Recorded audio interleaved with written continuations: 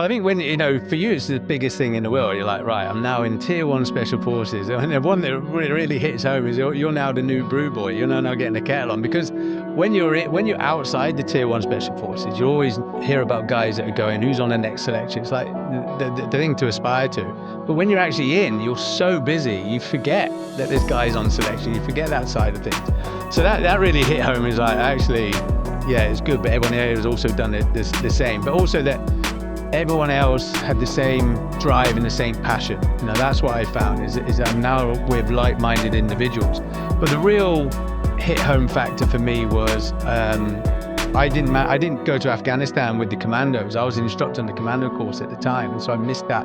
For me, I felt like I missed that window because you thought it was a short war. I didn't realize it was going to be 20 years long. So when I first went to Afghanistan was with the SBS, and my first time that we went there was the first ever operational jump for the SBS.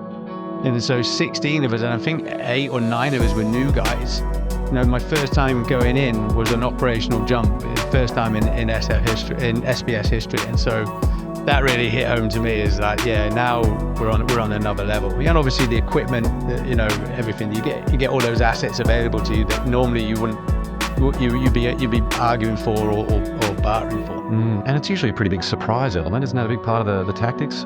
Yeah, everything's surprise, and that was the reason we did that. We chose that option of parachuting in that night, was to maintain that element of surprise. Because you imagine, like, we used to go every 2 years. You do a 2-year rule month. You do pre-deployment training for 6 months. You go on tour for 6 months. You come back. You're on the pager for 6 months for any issues around the world. And then you do counter-terrorism. And that's the other big thing with UK compared to US. SEAL Team 6 and Delta Force will do hostage rescue, counter-terrorism, but they don't do it stateside. And so we do domestic and overseas. And then you go back around. So normally you'll find that your tactics that you've done on your last tour, you've had to evolve and change because the enemy have already picked up on those. And so you're always learning. And so each tour was very different in that.